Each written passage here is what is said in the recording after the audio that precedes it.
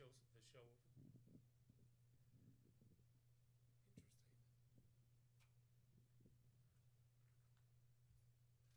Hey everybody, aloha and welcome to the Hawaiian Financial Music Hall. Listen to this crowd go wild with applause. Holy moly's! What a phenomenal group we have with us. Welcome. My name is Rick Amata Program, KHVH Radio. If you do not enjoy KHVH Radio, I am Michael W. Perry. So there we go. Thank you. Thank you so much. Take it any way we can get it, believe it or not. Listen, if you have been dialed into the show for the past several weeks, it has been an absolute blessing that we are connecting to one of the most profound, iconic soul, rock, funk, pop. They do it all. They sound incredible every single time. They're performing at the Blue Note tomorrow night and Friday, 2 shows, 6:30 and 9 p.m. If you haven't found tickets yet, please go to BlueNoteHawaii.com and you'll be able to enjoy the friends that we have with us here today. A couple of things before we get started. I want to thank the iHeart crew for putting this and all of our hall shows together. And I also want to thank our sponsors, who I'll name a little bit in a little bit. But I want to thank you for taking time out on this Wednesday, Ash Wednesday, to be with us here in our hall. Do we have any people, first-timers, first time in the hall? Anybody? Pretty nice, huh? Not bad. And there's a cover charge on the way out. We do it on the way instead of in. But we do welcome you here without any question. So I say we get started. Ladies and gentlemen, I am proud to present 2 dear people and dear friends who are with the iconic group Tower of Power.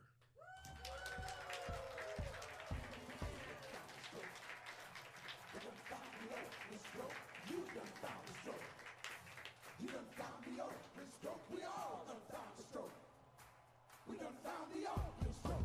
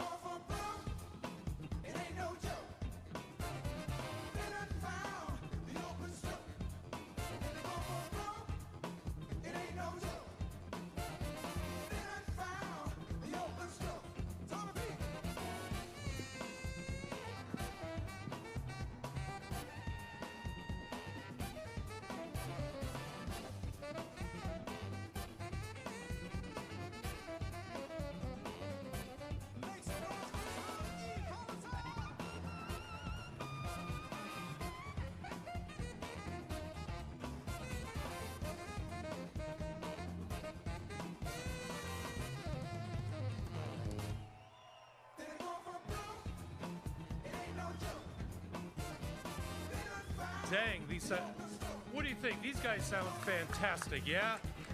Well, meet the men who are with us today. Ladies and gentlemen, please welcome Emilio Castillo. And Brother Jordan with us here today as well. Hands together, would you please, once again, Tower of Power. Brothers, good to see you again, man. You too. Good to see you. Good to see you. Jordan, first time, but aloha. Glad you're with us here today. Nice to be here. Thank you. Tower of Power. Man, oh man.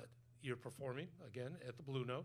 Yep. It'll be tomorrow and Friday, and 2 shows each.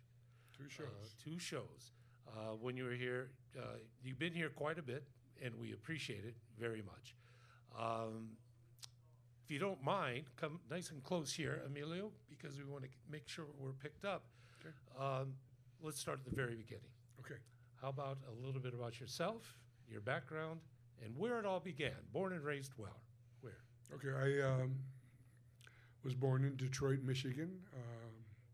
My father was a bartender and kind of nightlife people. I lived there till I was 11 years old, and then my dad got fired, and he thought I can be just as broke in San Francisco as I can in Detroit. Weather's better. And next thing I knew, I was away from all my friends, living in the Bay Area. We moved to the East Bay, and the radio became my friend. And that's right at the time all those Brill Building and 1650 Broadway songs were coming out. Carole King and Jerry Goffin and the Drifters and, you know, all that kind of stuff. I loved that music, you know. And I listened to the radio all the time. And then I got in a little trouble. My brother and our good friend Jody Lopez decided we were going to go into a department store and put on these very colorful, tight muscle man T-shirts, they called them. All the young guys were wearing them. Yep, We thought, well, we'll put on 3 of those, put our shirt over it, and walk out. And I had a very short crime career. I got caught the first time out. Walked out of the store. This guy was waiting for me. Called my dad, and my father gave me a notebook. First, he made me apologize to the store. Yeah. Gave me a notebook. Said, fill it with why you'll never steal again. And then while you're in your room filling out that notebook, think of something that's going to keep you out of trouble this summer. And the Beatles had just come out, and my friend Jody had just got a guitar when he was on vacation in Mexico, and we said, we want to play music, Dad. I love it. He said, get in the car. We got in the car, and he took us to Allegro Music, and there were all these instruments on the wall, and I pointed to the saxophone. My brother pointed to the drums. We started the band that day. We didn't practice for years and years and then joined a band. We had no idea how to play music or anything. Perfect. But Jody knew how to play the beginning of Roy Orbison, Pretty Woman. Okay. Dun, dun, dun, dun, dun. Dun, dun, dun, dun, dun, dun, dun. That's all he knew. Didn't know any of the chords or anything. And all the drummer had to do was go, pow, pow, pow, pow. And I was squeaking on the saxophone, and my mother walked into the family room, and she said, they're going to be huge stars. And she was right. I love that. Jordan, how about yourself? Well, I'm from Toronto, Canada, and grew up in a household of musicians and music. And around the time I was 12, 13 years old, starting out as a drummer, which is my first instrument, I discovered Tower of Power. And David Garibaldi, world-famous drummer, icon for Tower of Power, was my gateway. And I played along to the Back to Oakland and self-titled Tower of Power records to a point where my father actually had to take the records away from me. He said, I know you love Tower of Power, and I love Tower of Power too, but you have to listen to something other than Tower of Power. And so the music of Tower has just been embedded in the fabric of my soul for many years, and for all the years I've sung, played guitar, keyboards, gone around the world playing with many artists. Tower of Power has been a huge component and inspiration to my upbringing and my musical aspirations. So now, is there a life of crime involved? There's no life of crime. I grew up in the suburbs, went to school, French immersion, got on a roll, played athletics, played lots of sports growing up, and that was my life. And, well, a good one at that. Both of you, any formal training after you and your brother picked up the pieces, or self-taught, or? My father got me all these different teachers. First, my mother sent me to Mrs. Sharizian, 2 doors down, and 2 houses down, and she had me playing "The Rabbit Goes Down the Road" or something. And I told my dad, I don't like Mrs. Sharizian. And so he got me a really cool organ teacher. He got me a saxophone teacher first. Nice. And then he got me a guitar teacher also. And I would always like take these lessons for about 3 months, and then my passion was really figuring out myself in the garage. But one of these teachers he got me was a guy named Norman Bates, ironically. Uh-oh. And he was the bass player for Dave Brubeck. Oh. And my father would take me there every week, once a week, to learn theory lessons. And I was always good with math. And I remember I'm coming back to the garage trying to figure out the latest, popular song, and so I could teach it to the band. And I'm thinking to myself, why am I taking these theory lessons? I was like, totally, I couldn't figure it out. And then one day I realized from one of the songs I learned last week, it was this, and that was a 1, and that was a 4, and that was a 5, and this is a 1, 4, 5. And all of a sudden, it kind of fell into place like Tetris, Got it. And all of a sudden, I started communicating with the whole band. First, I told Rocco, the bass player, I'm going to teach you numbers. Oh my And he gosh. goes, why? And I go, because it'll be quicker when I go to show you a song. And if we need to change the key, it doesn't matter. You just follow the numbers. Okay, And I just I communicated by numbers with the band from then on. It's kind of nerve-shattering that Rocco maybe was running numbers, and that would help him connect a little more. That was a side story with Rocco. Okay. And what is that? No, just kidding. Love it. Jordan, how about you? Was it formal training? Was it, how'd that run for you? I grew up in a family of musicians, so classical music was sort of the foundation. Sang boy soprano in church, and Yep. but I also had my father is a professional musician. I had that side of things. So by the time I started playing drums, a year later, I was playing professionally, and it wasn't until I got to about age 19 or 20 that I started getting formal training on theory, composition, arrangement, Right. blessed with some great mentors and teachers, and I find myself to be very fortunate to have had a balanced upbringing on both sides of sort of the street smarts education and more of the formal training. I love that. What do you Interesting think? side note, his dad has a very famous band in Toronto, a soul band called the Lincolns.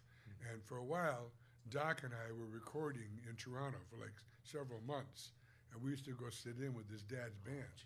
And when somebody That's told awesome. me about him, what a great singer he was, I'm looking on the video and I go, that guy behind him, we know that guy. It was his father, Prakash John. He played bass with Alice Cooper, George Clinton, The Temptations. He's a well-known musician. So immersion. Yes. Immersion. Yeah. And you mentioned classical. Is classical education a good foundation for the different variations of format of music? I find it's great. It's a great sort of balance point, to have something where you stick to structure, because you will then learn about the importance of structure. So when you have something that's more free form, like jazz or soul music, you know how to fuse that into some sort of structure, even as simple as just a number system, 1, 2, 3, 4. The same way that was the way my father could understand music too, just based on a system of numbers. I mean, it's so yeah, I think that having the balance has been a hugely beneficial thing for me. I always like to mention my boy Zachary, 25 now, music major, grad, University of Fantastic. Hawaii, etc. He started music by playing on a little electronic keyboard I bought him when he was like 4. Put it in his room along with his race car bed and NBA video games. Yeah. But he would get on the keyboard, and there's an audition mode where the keyboard will play. He would emulate the keystrokes. Just a kid, emulate that. We have a piano downstairs. He would come down, and sure enough, at 4 and 5, he's able to at least replicate the keystroke. As time went on, he fell in love with music. His school required music education in 6th grade. Every student coming in That's great. had to learn music Yeah. and an instrument. He chose the flute, of all things. And sure enough, as he progressed, he branched out into other instruments, concert flautist, but piano is at the heart of everything he does. Absolutely. He is now teaching in a music school here locally. He plays for 2, 3 different churches, very faithful young man. But I found sight reading was not part of his department.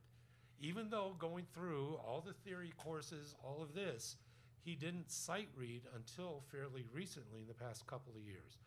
For folks who are musicians or non-musicians, what's the difference between sight reading and playing by what a lot of people call playing by ear? Well, right now we're in the process of working up a whole bunch of songs. We kind of got bored with the set we were doing, and the guys, if they're very good musicians, they get bored easily.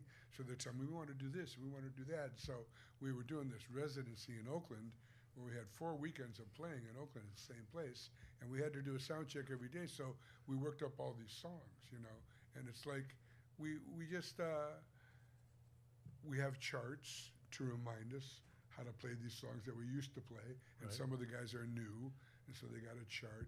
But really, to really make it hit home to the audience, you got to get off the chart. Amen. But the Gotcha. chart's very important. And for me, I learned how to read when I was young, but I hated it, right? And I didn't use it hardly at all. But then I got older, and my horn section becomes famous, and I find myself in the studio having to read charts, Right. and I'm not very good at first, but I learned a long time ago 3 very important words. Ask for help. So I'd be figuring out the part, and then I go, Tommy, what's this right here, And now I'll be in the studio and doing the part, and I'll notice, I got it, and oh, Tommy missed it. There it is. There it is.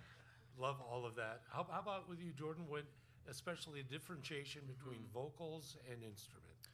Well, I come from an instrumental background, so Yeah. I feel like I have a bit of an advantage, when I see through the lens of a vocalist. And again, the balance is important because I learned by ear, but I trained, for the skill sets of having, the knowledge to read, but always instinctively for me, it's always by ear and feel. Gotcha. For Gotcha. sure. Yeah. Being from Toronto, are you a Blue Jays fan? I'm a huge Jays fan. Oh, I know. yeah. No, that's good. Hey, at least you weren't an Expos fan in the way No, that fell apart. that's true. That That's was true. tragic. There's a lot of this going on in the band. I would imagine, and there's going to be a lot of this on the stage if, in fact, from Detroit, if you're a Detroit Lions fan. I like the Lions. I'm not a football fan. Thank God. I love We're going to boxing. get along fine. Boxing is Boxing? my thing. Yeah, boxing. Love that. I watch it constantly. Do you get into some of the UFC MMA stuff, or is it No, pure sweet can't science? stand it. Boxing, the sweet Boxing. science. That's exactly it. Yeah. We have boxing fans right here. All So, right. would you mind having a boxing match with this young? My wife would mind. Oh, I think we need to redefine boxing. Maybe that would be. Hey, listen, folks. Thank you so much for being here. Take a very first break. Want to remind you that we're streaming live on the iHeartRadio Honolulu YouTube channel, KHVH website, FB and IG Live. Plus, we want to thank Zippy's for breakfast, Monster Energy, and Coca-Cola for sponsoring this program and participating. And again, TOP playing tomorrow and Friday at the Blue Note Hawaii. 2 shows nightly. Tickets and more info at BlueNoteHawaii.com. We're just going to spend a few moments, take a very short break. In the meantime, let's hear it for Emilio and Jordan with us in the hall. Back to you, John Matthews.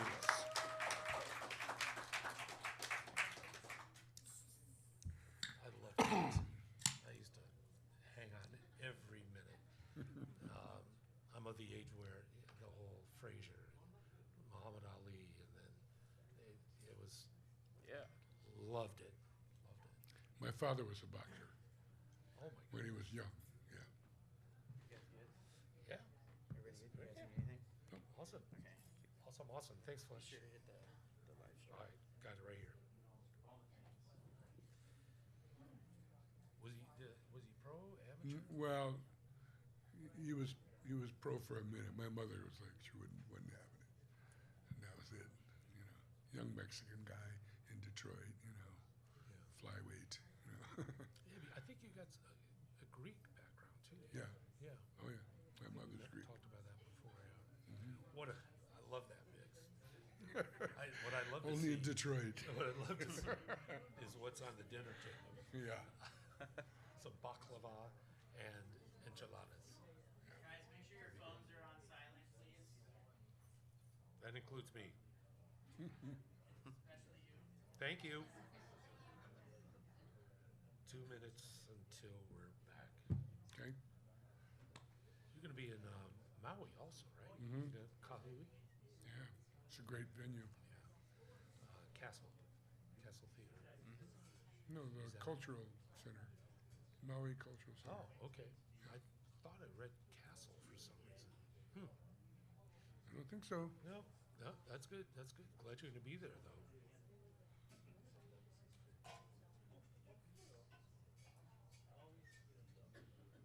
Maui Arts and Cultural Center. Maui Arts and Cultural There Center. you go. We played there about 3 times before. Very nice. Great room, but it's also people on Maui, man. After all they've gone through, and to be able to be there, and Yeah. yeah, that's. Thank you for that. That's awesome. Yeah. You guys ever take breaks at all? Because I see your schedule. It's just. Well, when I'm done in Maui, I'm going to stay for a week. Oh, nice. Yeah. And I took a break. We did the Christmas tour. That was 21 dates in a row. And then I took 2 weeks to go to Monterey and then the Bay Area to see my family. So, yeah. Nice. That's a lot on the road. Yeah, we're out 200 days a year. No kidding. That's, not all gigs. Right. Some of but those are still. travel and off days, but we're gone. Yeah. Yeah. I was in the travel business years ago. Oh, I got a countdown. All right.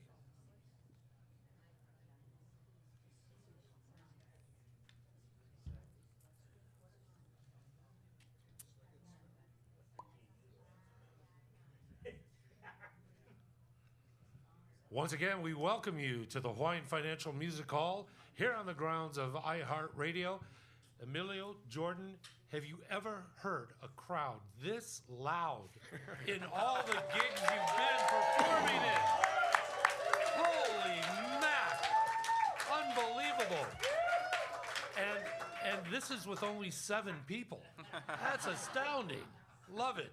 Once again, we're streaming live on the iHeartRadio Honolulu YouTube channel, KHVH website, FB and IG Live. And we're here with Emilio and Jordan, Tower of Power. If I could go to some of the background.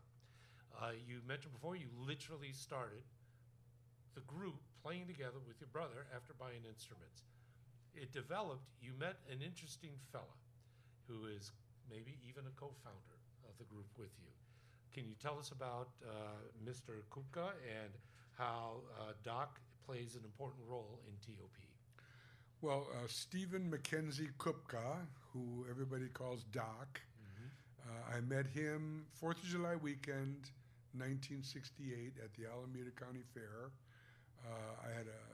Right then we were a soul band, and the name of the band was the Motowns, and we all wore matching suits and had razor cuts, and Wow. and we were opening for a very famous hippie soul band called the Loading Zone, and they played the Fillmore West many times. And actually, their singer, Linda Tillery, this big, heavy-set black singer, who was very good friends with Janis Joplin, so they were popular, and we were the opening act. But they had a Hammond B3, and I wanted to use that B3, And so I asked them, and they sent this guy over to sort of interview me to see if I would be okay to use the organ, and it was Doc. He comes over and he says, what kind of band do you have? And I said, well, have you ever heard of a band called the Spiders? The Spiders were our mentors. I wanted to be just like them. They were tight, they were soulful, they had great background singing, great horn section, and I went and hung out with them, became friends with them, got their manager to be my manager. So I'm telling Doc, have you ever heard of the Spiders? He goes, oh yeah. He said, they opened for the Loading Zone last week at the Berryessa Bowl, and they beat their butts, man, And I go, yeah, well, that's kind of what we're like. He goes, oh, okay, you can use the organ. So after we did our set, he comes up to me, he says, man, you got a nice band. I go, oh, thanks. And he goes, only one thing wrong. I go, yeah, what's that? He says, your horn section, it needs a little bottom. And he goes, by the way, I play the baritone saxophone, and I have a Selmer with a low A key. Oh, nice. And I had just heard about that new horn that came out with the low A key. So I said, yeah, why don't you come by my house next week? We'll give you an audition. And I forgot to tell the guys. Oh, hello, nurse. Oh, man. And Oh, we that had went just well. made a decision not to audition any more horn players. We were trying to get a trombone. And all these guys are really square, and we're trying to teach them steps and singing soul background licks, and they weren't getting it. So we said, you know, we're tight the way we are, no more weird horn players. And then next Tuesday, the first hippie we ever met shows up. And he's got this big horn, and he comes in through the window. That was the only way you can get in my garage. And he auditioned, and he played his first low scoop, and everybody was just like, Blown away. whoa. Yeah. You know? Because before that, they were like, what's this? And I was like, oh, I met this guy last week at the gig. He's kind of a quirky guy, you know. So anyway, he comes in the band, and baritone's working out great. But in a very short time, he says, you know, what you're doing to all these songs, because we were doing Sam and Dave, Otis Redding, Motown music, Curtis Mayfield. He says, and I was always changing those songs around. He said, what you're doing to these songs, it's amazing. But why are we doing it to everybody else's songs? Why don't we write our own? And I go, that thought never would have come to my mind. Wow. I was Nice. totally happy, you know. But we got together, and he says, what do you want to write about? I go, we didn't know how to write songs, you know. And I had I was in love with this girl that was 6 years older than me. I was 18, she was 24. And she kept on telling me, you're too young. You need to hang out with girls your own age. And I was going, no, I want to be with you. You know, and she broke up with me, and so I told Doug, well, what about if we write, you know, about a young guy that's in love with an older girl. You're still a young man, baby. All right, I gotta give it up. Woo. You know. Give it up. Oh, man. So life of crime and heartache are the foundation. Yeah, so far. Yeah, okay, love that. Jordan, how did you connect with TOP? I had sitting in one of my rehearsals with my own band in Toronto, and one of my musicians just pointed his phone towards me and said, have you seen this on the Tower of Power Instagram page? I went, Tower of Power has an Instagram page? And we were reading it. It said, Tower of Power is looking for, you know, a vocalist. And we all thought that this can't possibly be real. Somebody must have hacked this Instagram account. Yeah. So at the time, it so happened that one of the former lead singers, Ellis Hall, was in touch with my dad about some various musical projects. And my father, who knows nothing about technology, had said, my son showed me something on the computer that Tower of Power is looking for a singer. Is that true? And Alice said, yeah, yeah, they are. And I think Jordan might be a great candidate. So I told my dad, I said, should I reach out to them and see? And he said, well, you know, whether you want to or not, you're going to. So, I reached out and heard back immediately from Alice, who said Emilio's going to get in touch with you. And Emilio called and said, this is, you know, Emilio Castillo, Tower of Power. And I fanboyed for about 60 seconds. I was going to say, yeah. And he said, we're going to be passing through Canada in a few days. Would you be interested in coming to, you know, sing at a sound check with us? And I thought, oh, this will be great. I've always wanted to sing Tower of Power music, and who better than with Tower of Power? And I get to come down, and he said, yeah, bring your parents, and, you know, we'll catch up after the show, and, you know, bring your guitar. And I just thought, wow, this is going to be great. I'm going to sing with Tower to sound check. I'm going to watch the show. Got tickets to the show. We get to hang out afterwards. It's going to be great. I didn't think of anything beyond that. Just so doing I that, yeah. came down prepared with, you know, Emilio was very gracious and said, you know, just let me know what songs you want to sing. And, you know, being a fan, I knew exactly what songs I wanted to sing. He said, I'd like to hear you maybe sing a couple of these songs if you'd like. So I said, no problem, be happy to. And got down there and did a few songs, and we had about 6 or 7 songs ready, and about the 4th or 5th tune we're singing. Still a young man, I'm singing the vamp, and Emilio just says, okay, thank you very much, that's great. And I thought, okay, great. Went to put my guitar down and was folding my cable, turned around, the whole band was standing in front of me, and he said, "So guys," he says, "what do you think?" And they all went. And he turned around and said, "Congratulations, you got the gig. Welcome to the family." I was quite taken aback. I went, I did? I said, "Yeah." I said, "I got the gig." He said, "You got the gig." I went, "Oh, this is what a life-changing moment." And gave him a big hug, and everybody was very gracious. The thing that was the real selling point for me was just how, in addition to being extraordinary musicians, they are, extraordinary human beings. They're gracious and kind.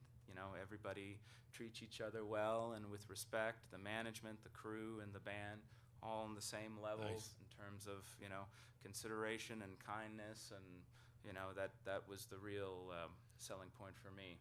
Love it. Yeah. Were you? Was it impressive that Jordan was able to go through the Well, I'll TOP tell you, I have a list? different memory of how them standing around. We auditioned him on 4 or 5 songs, and I always say, I'm going to talk with the guys and I'll let you know. And I take them aside and we talk about it. But he was singing and I was like, man, this guy's bringing it, Yeah. And so I just turned and looked, and they were all going. And I turned over to Jordan. I go, "We'd like to go forward with you." And he goes, "What?" I go, "We want to go forward with you. Is that okay?" And he goes, "You mean I got the gig?" And I go, "Yeah." And he goes, "This is life-changing." And he hugged me. And I go, "I'm going to make sure of it." I love that. That's great. That is awesome. That is just tremendous. Love that. Congrats. Thank you. Absolutely. With that Thank you very catalog much. and the Well, congrats And to the us. team. Let me tell you. yeah. He's a phenomenal singer. Wow. Thank you. Phenomenal. You'll be able to see TOP tomorrow, Friday. I'm going to be there tomorrow because I Oh, just great. want to just soak it Cool. all up. But tomorrow, Friday, 2 shows. Log in, BlueNoteHawaii.com, and be sure and secure your tickets. If you're dialed in right now, there's still maybe time. Great, never a bad seat in the house.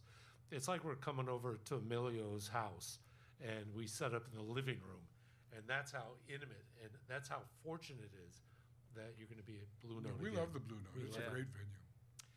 Tell us about the name change. Motown's, yes. However, there's a very important name associated during that transition period. The name of Bill Graham, I understand. Well, Bill Graham had nothing to do with the name change. Doc comes in, he's the first hippie we ever met. And we're playing all these black nightclubs in the East Bay, and we're not making much money. But everybody that is important at all wants to play the Fillmore West. And Bill Graham had just started 2 new record labels, Fillmore Records and San Francisco Records. And bands all over the nation and the world were submitting tapes, trying to get signed. And first thing we said was, we're not even going to be allowed in the room if we go in with matching suits and, razor cuts and called the Motowns, Right. We need one of those weird psychedelic names. And so we were So doing you turned to Doc, who's the hippie. No. No. We were doing some recording in Hayward, California at this little studio, and we were on a break, and I was at the studio manager's desk, and right there was like 3 pages, countless weird names like Lothar and the Hand People or Frumius Bandersnatch, all these weird, psychedelic names, and I'm like, these names, that's not us. And I'm turning a Strawberry Alarm Clock, no, and then I see Tower of Power, and so I go outside, I go to the guys, hey, what about Tower of Power? They go, yeah, that's us. So we changed the name to Tower of Power, and then we got an audition date at the Fillmore West for November. This was January, Got it. right? Wow. And we got busted for being underage at the nightclub where we played. Whoops. Because Mick Gillette had a screwdriver in his hand, and next thing you know, nobody could hire us in the whole Bay Area. So we're broke, and all we did was rehearse those first 6 songs that you hear on East Bay Grease. Yes, We had written right. them, and we're working up all that original material because we got this audition. And when we actually went to go do the audition, I was at the end of my rope so bad. I told the guys, and by this time my parents had gone back to Detroit. So I told the guys, you know, if nothing happens with it, I said, I'm going back to Detroit. If nothing happens with this thing, I'm not coming back. And Doc was devastated, and Rocco was devastated.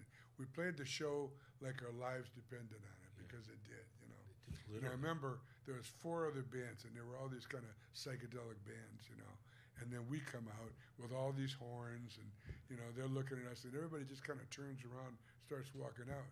We hit this James Brown song called Open the Door. And we're like, boom, and it was like somebody said, about face. The entire crowd was walking out, just turned around and walked back in, you know. And then we saw this head stick out the back, and it was Bill Graham. So I flew to Detroit thinking nothing's going to happen. And Doc calls me 2 days later. He says, you got to come back. You got to come back. He dug it. He dug it. I go, who dug it? He goes, Bill Graham. He offered us a contract. Jeez. And we got our first record. That is tremendous. I watched Santana doc, and just how important Fillmore and Bill Graham was. Oh, yeah. And the lengths that artists would go to just get their name. It was the start of so many. The Bay Area music was incredible. It was a great time to be in the Bay Area. The world was looking at the Bay Area, and in particular because of Bill Graham. Yeah. You know, and he came into our lives, and he changed our lives, and it really, the whole, you know, what you know about the entertainment industry, the rock and roll entertainment industry today, it's all because of him.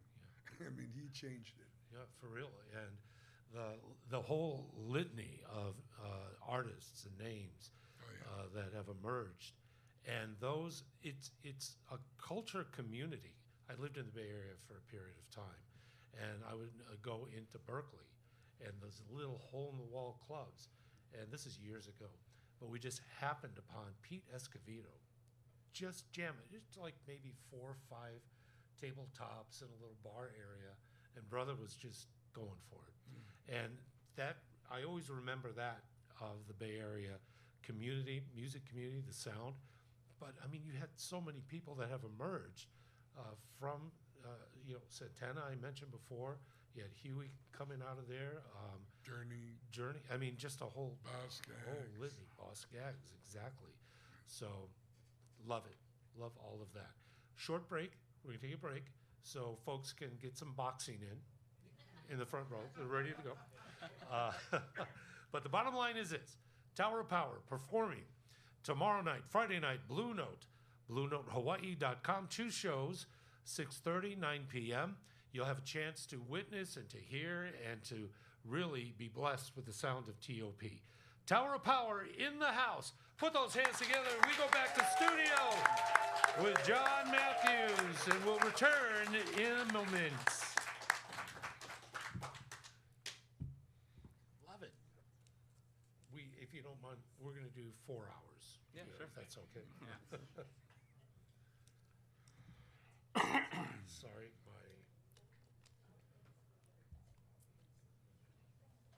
Let's see.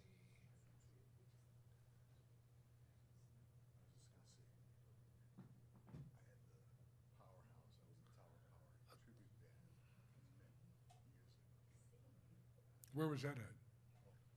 Oh, okay.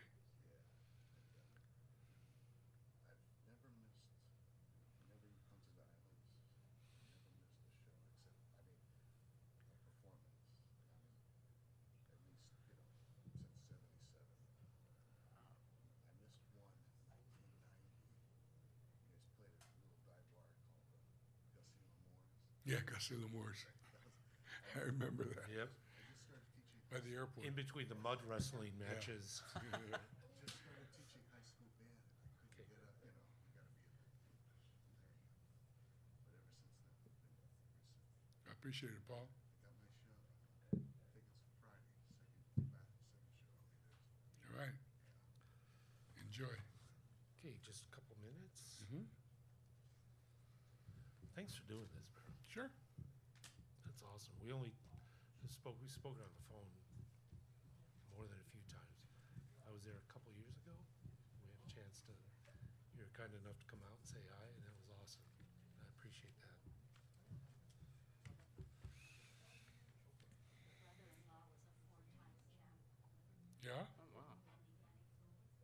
Gannigan? I heard of him. There's a lot of unfortunate ends in boxing. Yeah. Yep. I'm a big Terrence Crawford fan. Yeah. And Yaoya Inoue. He's phenomenal. Is Terrence Crawford the southpaw from, where is he? Well, he goes both ways. Yeah. He's from Omaha. Yeah. Oh man, yeah. Oh, he's, Yeah. Yeah. he's got like belts in 4 weight classes. I know. He's insane. Yeah. He beat Canelo. I know. It's crazy. Man. And Canelo's one of the greatest. Yeah. Big Andre Ward fan too, and he's from Oakland. Yeah. Devin Haney from Oakland. We are back right Okay. here in the Hawaiian Music. Music Hall, Hawaiian Federal Music Hall. Aloha, one and all. Thank you for being with us. Those same 7 people fired up. Right. And that's due to one of our sponsors, Monster Energy Drink. All right, all the way around. Love it, love it, love it. Jordan, just very quickly, Sure. where are you with knowledge that you are the vocal lead in one of the most iconic bands ever? Perpetually humbled. No. Tremendous. Do you think Jordan can get a raise after that answer? No. Wait, we're getting paid? Kidding. Oh, well, welcome to radio. A couple of things on the sidebar because we are in our final moments. But what I want to do is, I know we had a little conversation off here in just a moment, but is there anybody else that has a question, a comment you want to share with Emilio and Jordan? If you do, just let me know. Anybody at all? I do. Yeah, name please. Rolando Sanchez. Rolando, what's up, brother? Good to see you, man. All right, Rolando Sanchez in the house. Tremendous. What you got for us, bro? Used to you, my brother. I grew up with you. Here, come on over. I want you to get on the mic. Go ahead. Aloha. I'm very happy and proud to be here because I grew up in the Bay Area. I'm from San Francisco, originally from Nicaragua. My band was called Messiah. It was a soul funk band. We used to play all the same places. In the hills in Oakland and the Bay Area, right at the club across the Coliseum. And I grew up in the Bay Area, so when you mentioned Bill Graham and stuff, you know, it brought back some. I mean, I had almost teary-eyed, but Rick Stevens was one of my best friends. Oh, And, you know, Tower of Power was, you know, we were all growing up at the same time. So I started my band, and then I changed their name to Rolando Sanchez. I was playing at the reunion. I was playing all those guys. I know Pete and Sheila since we were all young kids too. So everything that you mentioned was touching my soul and my heart, and it's a pleasure. grateful to be of service. Finally meet you in person. I mean, besides watching you and doing all those things in the Bay Area and around the world, I have the privilege that I've been very, I wouldn't say worldly, but I've been lucky enough to have my bands travel all over and being appreciated. And a lot of the influence come from people like him, like you know, because when we were young, we all look up to other people, and you know, and all of a sudden people are looking up to us, yeah, and that is a beautiful thing. So I'm very happy that I got to make it and to meet you in person, and my friend. Thank you and congratulations. Thank you. Once again. Thanks, buddy. Good to see you, man. Good to see you. Rolando, everybody. Rolando. We've loved his music here at home for years. And if you ever want to get your okole out of the chair, just go check out Rolando any night, anytime. Can I talk about playlists? You mentioned before you like to shake it up. Some of the band members say, can we kind of do whatever? Do you have, when you create a playlist for like a Blue Note gig, how does that differ, say, for instance, like your anniversary show in Oakland recently? When you create that playlist, what goes into that? Well, it just kind of depends on, you know, what the circumstances are. We're doing a lot of symphony gigs now, and so there's nice. a different playlist for that. We're doing the Blue Note, 2 shows, 2 nights in a row. So that's 4 shows. We've got all these songs that we just worked up. Everybody's dying to play them. So now it's like, well, I can make all these different sets. So I made 4 different sets, and then I got a call yesterday from my tour manager. Says, well, they want the first set to be shorter, you know, and it's supposed to be 75 to 90, but maybe just 75. And I'm like, how do I take some out? They want to play these songs. Yeah. So in my mind, I'm just going, we're just going to play. They'll figure it out. Yeah. Jordan, feedback and contributions to the playlist. Do you participate, or set list is there? I'm fortunate because the songs that I like are usually on the set list. So So there we go. Easy peasy, as they say. Easy, easy. Although a lot of times we consult yes, that is about true. the set. You know, we get it out there on the road. Sometimes we catch colds or whatever, and I'll go to him. I'll say, you know, is this set okay? Do you want to change it? And he'll go, if we could do this, I'll go, yeah, okay, we'll move. Or so I sing a few songs in the set and say, maybe you could do 2 tonight, you know, Yeah. something like that. Especially just- when we have some of the shows where we have, you know, back-to-back shows in one night. It's not very often, but there are a few times in the year where that happens, and so we Right. have to think a little more strategically just in terms of the wear and tear for everybody involved, and that extends even beyond just the vocalist, you know, for the brass players and just, you know. So there is a lot of thought and consideration that goes into it, and it's much easier when you have the body of work such as this Love to select from. I know we have just a few minutes. Again, I was joking, but we could easily do several hours because just hanging with you boys is excellent. But I want to talk briefly about collaborations. And from both personally, but also the horn section has been just supportive of participating with so many different artists over time. Emilio, collaborations, how important are they? How important are they? Well, very important. I mean, you know, we do a horn session for somebody famous, like, let's say, Linda Ronstadt. And people seem to think, like, boy, you must be in the studio constantly. I saw you on Linda Ronstadt. I saw you on Aerosmith. I saw you on Santana. I saw you on Neil Diamond. I saw you on P. Diddy, you know. But the truth is, we're just in there for like an hour to 3 hours, you know. But they see it on so many records and the back, and it's advertised so much, they think, man, you're always in the studio, you know. Right. But gets the name out there, you know, big time, definitely. you know. Jordan, you also collabing in previous to TOP, correct? And could you share a little bit about that experience? Is there one collaboration that stood out? It's kind of like asking, who's your favorite child? But was there a certain collaboration that you really enjoyed? Oh, I've been very fortunate to collaborate and work with and record and tour with a number of artists. You know, David Foster is one that comes to mind. He signed me to a 6-album deal many years ago, and then, you know, when I moved on from that, we still worked together, and through that I've been able to collaborate with, you know, Brian McKnight, and done many awesome things in my life, and very fortunate and privileged to have been able to do that, and to arrive at a point in my life now where I'm able to sing and play the music I want with people that I love, and, you know, it's like in Tower of Power, it's just, you know, never really thought that would ever be possible. So, yeah. What I love is the legacy, is that generationally, TOP started officially 68, Yeah. and that even to today, you've left this great chronological timeline in people's lives. If you reflect back on legacy for yourself, Emilio, what do you hope the world knows about you during this entire experience?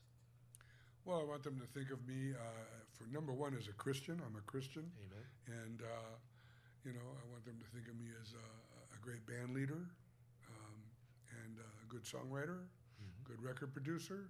And I want them to think of Tower of Power as really high musicality. You know, Amen. that's very important to me. Yeah. Well, that is accomplished every single time. And I cannot thank you both enough for spending time with us today. And our friends are going to thank you with the loudest applause ever in the hall. Would you please? Emilio and Jordan, Tower of Power.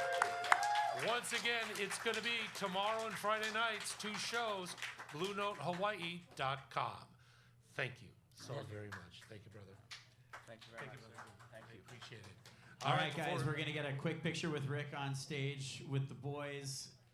In the meantime, anyone that wants a picture with Emilio and Jordan, line up against the Malka wall to the left of the white press wall. Get your phones out, unlock them, have your cameras ready to go. It's 1 picture per group. And then on the way out, we can validate your parking.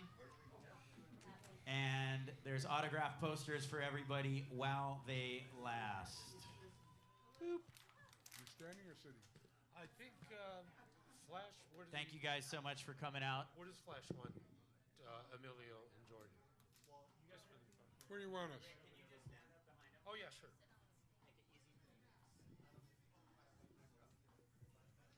Oh my gosh, I'm standing after sitting 5 hours. All right, guys, once again, line up against that back wall, 1 picture per group. Phones out, unlocked, cameras ready to go. We'll take care of your parking on the way out. Thank you to Zippy's for the food, Monster Energy Drink, Odom Hawaii for the drinks. Be sure to catch Tower of Power tomorrow night and Friday night, 2 shows a night at Blue Note, BlueNoteHawaii.com. There's a 6